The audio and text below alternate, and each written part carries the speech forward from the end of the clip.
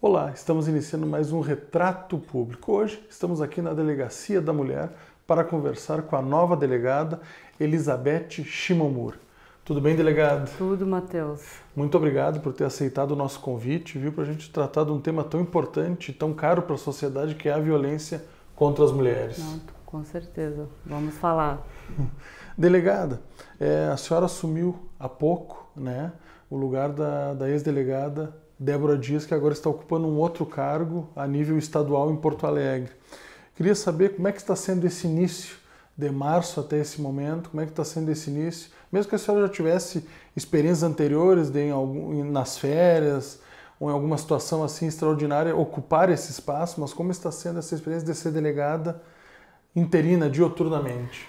Olha, Matheus, realmente recebi uma incumbência muito árdua, né? Que é suceder a delegada Débora. A delegada Débora Dias, ela está à frente do DEAN desde sua inauguração, ou seja, há 18 anos. Né? Então, ela é um símbolo, né, na cidade e na região toda de luta contra a violência relacionada às mulheres, né? Atualmente denominada violência doméstica. Né? Então, realmente é uma missão árdua, mas felizmente ela me deixou uma equipe bem unida, né, e comprometida com a causa. É isso que eu ia perguntar. Hoje a equipe aqui da delegacia conta com quantos funcionários? Nós temos 6 cartórios e uma equipe de SI e a distribuição. Nós temos 11 policiais, tá? O número parece expressivo e bom, né? Mas está muito aquém da nossa demanda, tá? Assim como toda instituição, Polícia Civil, ela tem uma demanda alta para o número, né, pequeno de policiais. Só para você ter uma ideia, nós temos atualmente 4.500 inquéritos em andamento. 4.500. 4.500. E eu faço uma projeção, e não só eu, mas a equipe, de chegarmos aos 5.000 até o final do ano. Então, a gente não consegue vencer a demanda, então a gente tem prioridades, né? Esse ano nós tivemos, infelizmente, 3 feminicídios já consumados. Então, está muito aquém, mas de qualquer forma a equipe é bem unida. Qual seria o número ideal, por exemplo? Olha, Matheus, teve um estudo feito há poucos anos, eu sinceramente eu não sei qual seria o número ideal para DEAN. Provavelmente o dobro, provavelmente, eu estou falando assim, sem um estudo formal, mas eu creio que no mínimo o dobro. E desses servidores, que hoje a DEAN tem 11, que a senhora disse, quantos são mulheres e quantos são homens? Nós temos temos 3 homens, né? 3 homens, 8 mulheres. Isso. Isso faz um impacto no atendimento, né? Porque era uma questão que historicamente as mulheres vítimas de violência reclamavam que muitas vezes eram atendidos por homens que não tinham muitas vezes o trato para fazer esse atendimento, né? Sim, Matheus, mas é claro, como uma delegacia especializada voltada ao atendimento das mulheres, é melhor que seja atendido por mulheres, né? Mas eu entendo que qualquer policial, né, tem que estar preparado a atender essas mulheres. Eu sou titular em Restinga, né, e lá as medidas protetivas, as ocorrências são feitas por homens também, temos uma mulher só. Então, mas de qualquer forma, como uma delegacia especializada, é salutar, né, que o número maior de agentes sejam mulheres. A delegada Débora, em entrevista anterior concedida a nós, destacava isso, já destacou isso, né, da qualidade dos delegados homens nessa sensibilidade, nesse atendimento às mulheres, né? Sim. Isso é importante, né? Delegada, a senhora, nós falávamos nos bastidores, a senhora pretende implementar algum projeto nesse início da sequência, o que já vem sendo desenvolvido? Como é que está essa projeção que a senhora faz aí para a sua atuação? O que acontece, Matheus? Desde março, desde que eu assumi a DEAN, e a delegada Débora partiu para Porto Alegre para assumir um cargo de confiança, nós tivemos 3 feminicídios, né, consumados e 2 tentados, então a gente não teve tempo ainda de parar, né? Além disso, nós temos uma demanda muito grande de inquéritos e outros termos circunstanciados que a gente precisa mandar. O que acontece? Em termos de instituição, as delegacias voltadas aos vulneráveis são muito visados, né? Então a gente tem nos é exigido de uma forma muito mais contundente a questão de atingir metas, né? Que é o nosso qualificar, que foi implementado há alguns anos. E quando se fala em delegacia especializada, delegacia da mulher, DPCA, que é da criança, adolescente e do idoso, essa exigência é muito maior. Então nós somos meio esmagados no dia a dia, mas Sim. claro, com a nova chefia, né, a delegada Nadine, a questão dos vulneráveis está bem mais, eu diria mais contundente, mais, nós temos um olhar mais voltado para os vulneráveis. Provavelmente não serão demandadas operações e medidas, né, para tentar pelo menos estancar esses números de violência doméstica, que infelizmente até então não estamos conseguindo. Pois é, eu queria entrar nesse assunto. A senhora falou que já tiveram 3 casos de feminicídio esse ano consumados esse ano de 2019. E 2 tentados. E 2 tentados. São 5 casos, né? Em entrevista ao jornal Diário de Santa Maria, se eu não estou enganado, a delegada Débora Dias, quando se despediu do cargo, né, ela citou a seguinte frase nessa entrevista: gostaria de dizer que a violência contra a mulher diminuiu, mas infelizmente não diminuiu. Por que a senhora acredita, assim, com todo esse esforço, que é inegável o esforço, a estrutura que melhorou, esse é um tema que de repente há 20 anos não estava tanto na pauta, na ordem do debate, na ordem do dia, e hoje está muito presente? Por que a violência contra a mulher insiste em não diminuir, na sua opinião? Uma questão, eu acho que envolve muitos aspectos, né? Como você disse, o Estado está dando uma atenção maior, né, às questões ligadas aos vulneráveis. Institucionalmente também, a atenção muito grande. Hoje nós temos um departamento da mulher, que é um avanço, né? Nós temos uma Lei Maria da Penha, com todas as suas alterações, bastante eficaz, com instrumento bastante eficaz, mas nós infelizmente não estamos conseguindo estancar essa violência. Bem pelo contrário, este ano, infelizmente, eu digo, espero que pare, mas recém estamos em maio, tivemos 3 feminicídios consumados e 2 tentados. A questão, então, a polícia, o judiciário, o Ministério Público, não é suficiente, né? As atuações não são suficientes para estancar. Eu creio que é uma questão cultural mesmo, né? A questão do machismo, a questão de pensar que a mulher é um objeto do homem. Isso é o que, na verdade, é o cerne do feminicídio, né? Ela entrou em vigor em 2015, até então ela era um homicídio com as suas qualificadoras. O feminicídio, ele é qualificado como tal a partir de 2015. Isso. Eu queria perguntar para a senhora, assim, tipo, com a sua experiência no dia a dia, o que isso impacta, né, esse qualificador? Nova qualificador. No combate Sim. à violência contra a mulher. Em termos de punição, eu acho que é impactante, porque ela teve as penas bastante aumentadas, né? Do mínimo de 6 passou para 12, né? E a máxima de 12 passou para 30, então as penas são bem altas. Mas isso não está sendo suficiente, né, para estancar, como eu disse, esses fatos. Desde o ano passado, há 5 anos atrás, nós vínhamos com o número de um feminicídio por ano, né? Desde a entrada em vigor. E esse ano realmente foi um salto. É isso. E o que a senhora acha que, por exemplo, tem alguma falha no sistema que poderia ser aprimorado, ou a senhora remete, assim, à questão cultural? Cultural mesmo. Então de repente um trabalho que é mais a longo prazo, para uma mudança cultural. Como a senhora vê essa questão? A senhora falou da questão do machismo, né? Hoje nós temos ainda, por exemplo, mulheres e homens, infelizmente, tendo salários distintos para fazer a mesma função. As mulheres recebem em torno de uma pesquisa que eu vi recentemente, 20, 25% em média a menos que os homens para desempenhar a mesma função, o mesmo cargo. Nós temos muitas vezes uma coisificação da mulher, né? A mulher como objeto. Como é que a senhora vê essa questão, né? Relacionando isso à violência da mulher, o papel da mídia também, né? Sim. A causa da violência doméstica é cultural, né? O álcool, diferentemente do que se fala muito por aí, o álcool, as drogas, elas não são causa, são apenas potencializadoras, né?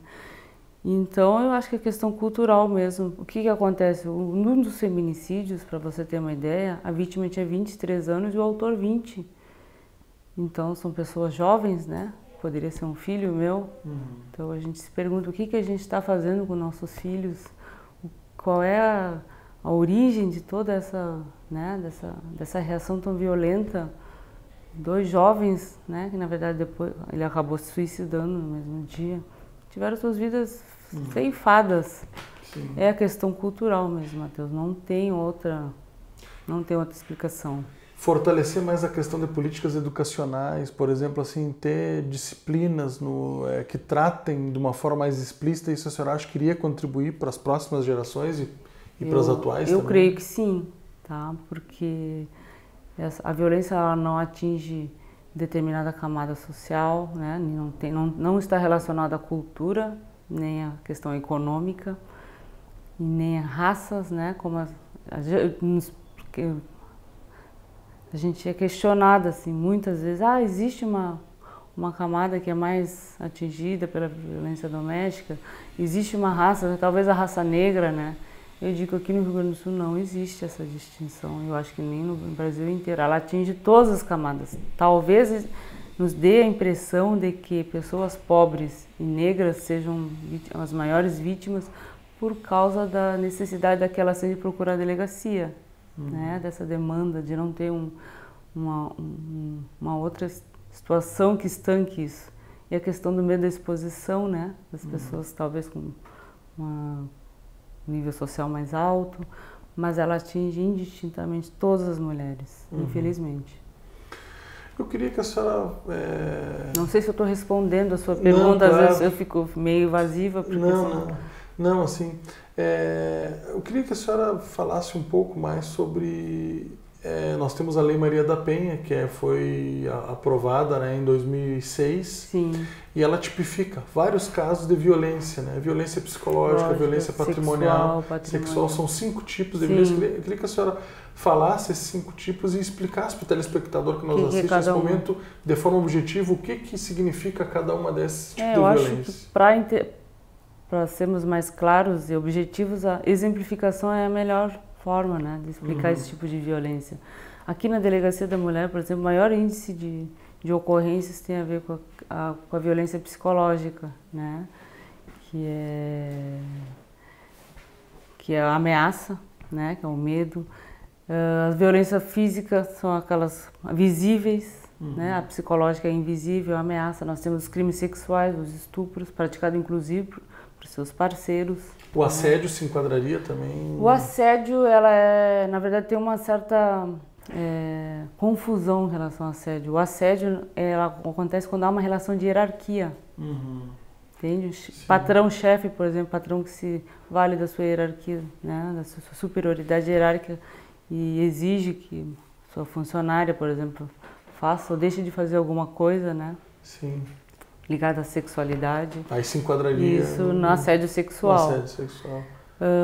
Nós falamos do patrimonial. O que acontece aqui? Geralmente a questão da violência patrimonial está ligada ao aparelho de telefone celular. Como diz a delegada Débora, nunca vi tantos aparelhos celulares quebrados como aqui nessas ocorrências da DEAN, né?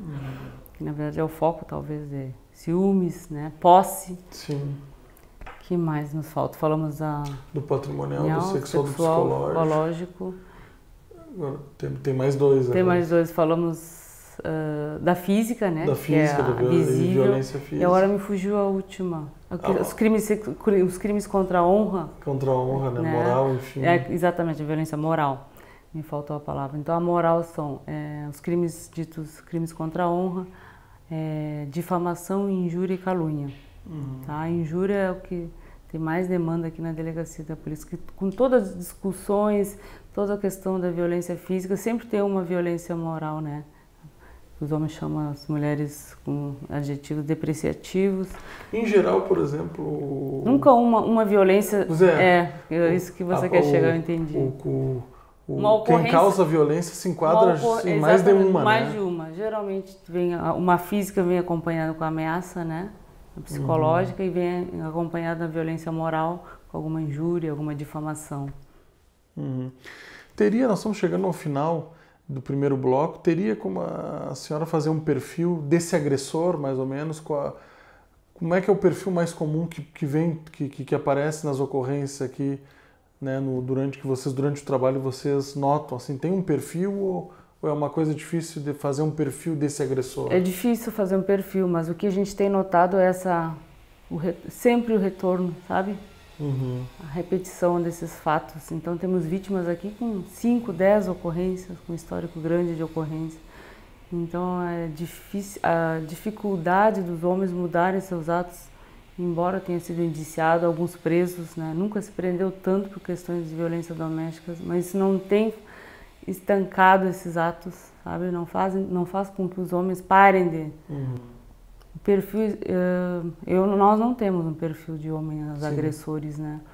Mas essa questão do ciclo, né? Da repetição, ela é muito patente. Os casos são parecidos. São parecidos e essa repetição, né? De incidir mais de uma vez na violência, com diferentes parceiras às vezes. Claro. Tá certo, delegado. Nós vamos fazer um breve intervalo e voltamos daqui a pouquinho para seguir no segundo bloco do Retrato Público, hoje aqui na Delegacia da Mulher, entrevistando a delegada Elizabeth Shimomura. Não saia daí, voltamos daqui a pouquinho.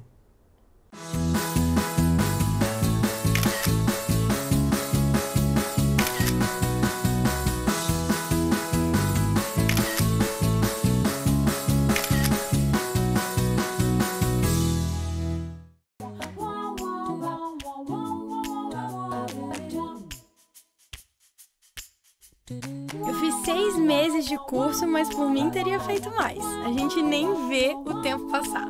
Consegui realizar o sonho de morar fora e ainda melhorar meu inglês.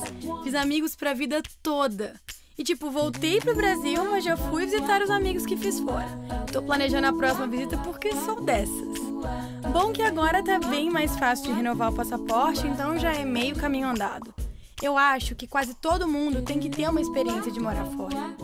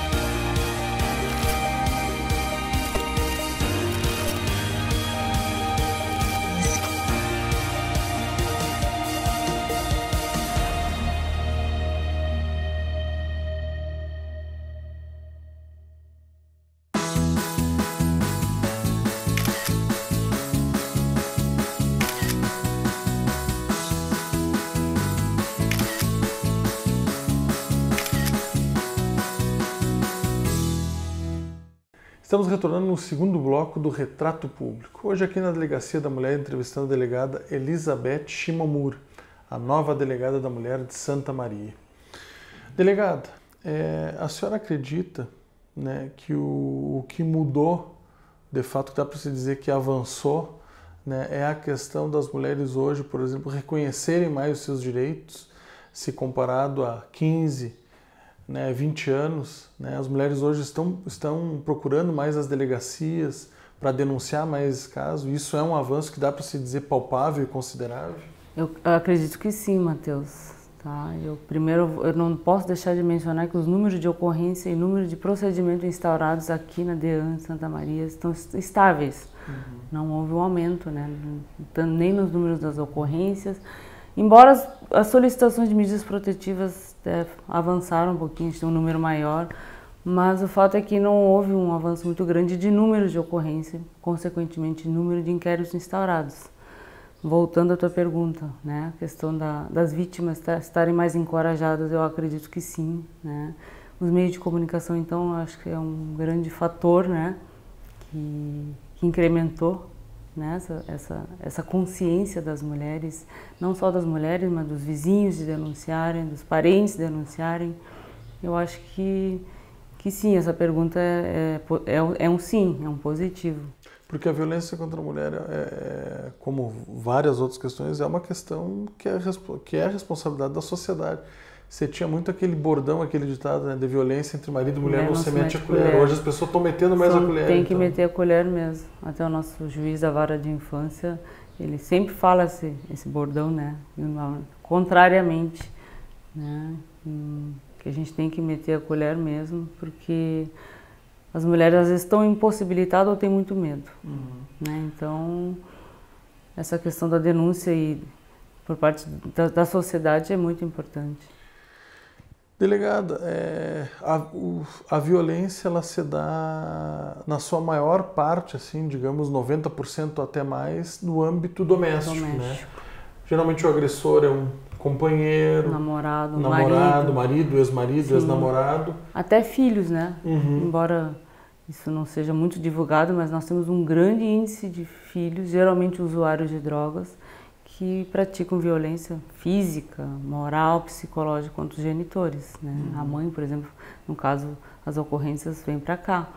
Então é sempre no âmbito familiar mesmo. Mas pode acontecer também com uma avó, por exemplo. O que dificulta muitas vezes, né? Essa questão da resolução e também a incidência das repetições, né? Porque elas saem daqui com uma ocorrência, um pedido de medidas protetivas que são celeremente deferidas ou não, né, pelo juiz.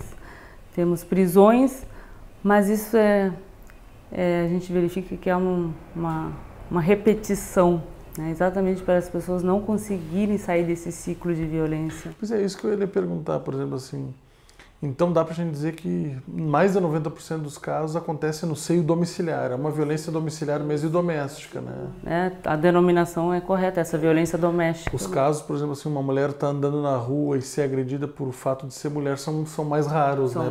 Por um desconhecido, exatamente, digamos assim. Eu queria lhe perguntar, assim, qual o sentimento, né, por exemplo, nesses casos, que pelo que a senhora está dizendo são recorrentes, a mulher, por exemplo, tem uma medida protetiva e acaba perdoando o companheiro e voltar e os casos acontecerem novamente, ou então, por exemplo, uma mãe, que é uma situação acho que mais difícil ainda porque se trata do filho, acabar, né, não respeitando a medida protetiva e o fato ser recorrente. Como é que é o sentimento, né, de vocês? Assim? Olha, Matheus, o papel da polícia não é julgar as vítimas, né?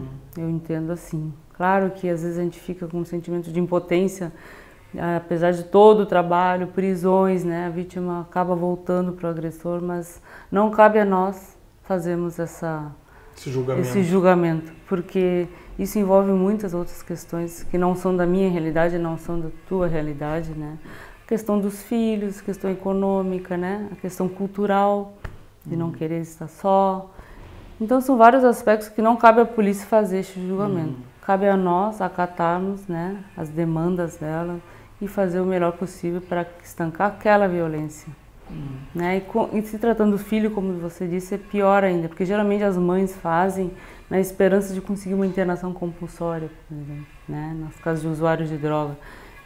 É triste, mas infelizmente talvez seja o único recurso daquela mãe, né, de conseguir ajuda. A polícia está com as portas abertas 24 horas e é o meio mais rápido de chegar ao judiciário, né? Delegada, agora entrando um pouquinho aqui na nossa seara de Santa Maria, assim, de acordo com a Organização Mundial da Saúde, OMS, entre 2003 e 2013, né, pegando essa década, houve um aumento de 54% nos registros de mortes, né, passando de mais de 1.800 para mais de 2.800 a cada hora de uma mulher assassinada no Brasil. Esses números atualizados acho que ainda são piores ainda, né? Aqui em Santa Maria, como é que está essa, digamos assim, né, situação? Né? Eu sei que a senhora já, durante a entrevista, já falou alguma coisa no feminicídios, né? Nós tivemos 3 casos, 2 tentativas, agora em 2019, vários inquéritos, mas eu queria que a senhora reforçasse esses números e trouxesse, de repente, alguns outros números de como é que está essa situação agora em Santa Maria em 2019. Atualizando os números, temos 3 feminicídios consumados, né? 2 autores deles presos, um está morto, né? Ele se suicidou logo depois. Temos 2 tentativas de feminicídios, né? Um deles está preso, outro solto. Teve um incremento muito alto, né? Muito grande, porque nos 5 anos que antecederam esse ano, nós tínhamos em média 1 feminicídio por ano, né? Então esse ano deu um salto assustador, né? Nós tivemos 2 feminicídios num período de 10 dias em março, uma no Carnaval e logo depois lá pelo dia 14. Então foi assustador esses números. Então a minha missão aqui se tornou mais árdua ainda. Além de suceder a delegada Débora, de cara já dei com 3 feminicídios no mês da mulher, né? Então o mês de março foi um mês bastante difícil, bastante árduo. Esses são os números, infelizmente, espero que parem por aqui. E quantos inquéritos nós temos hoje? São mais de 400? Mais de 4.500 inquéritos em andamento. Tá? Isso inquéritos já antigos, alguns, sim, né? Não todos desse ano. Uma demanda represada, que a gente sempre dá prioridade para os inquéritos com questões mais graves, inquéritos com prazos, né? Com autuação de prisões, prisão preventiva. E a senhora falou que a sua expectativa, tomara que não se confirme, é que de repente se chega até o final do ano, desde 2019, em 5.000. Sim, é isso, né? Sim. Delegada, né?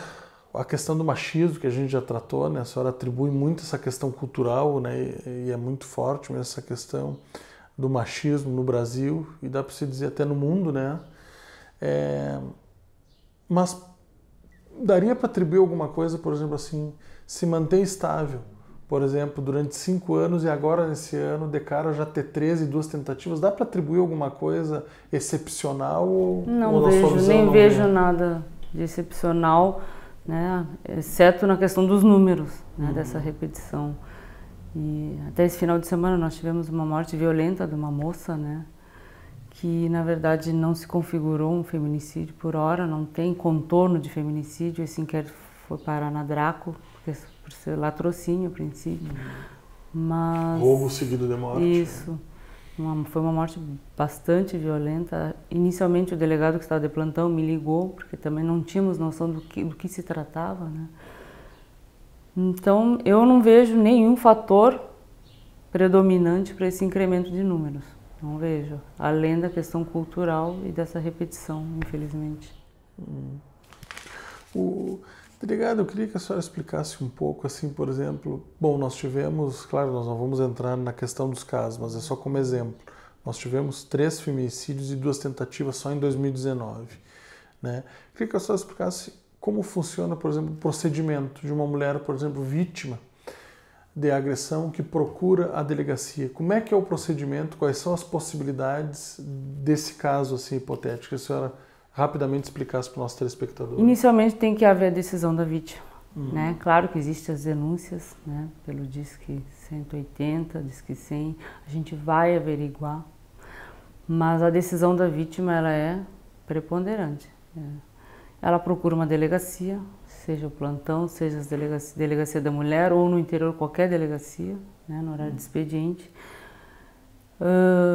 Quando se verifica que é uma violência doméstica, lhe é ofertada a possibilidade de solicitar medida protetiva, e elas geralmente vêm já conscientes de que querem ou não as medidas, né? E sabe exatamente, muitas delas, quais as medidas que elas querem.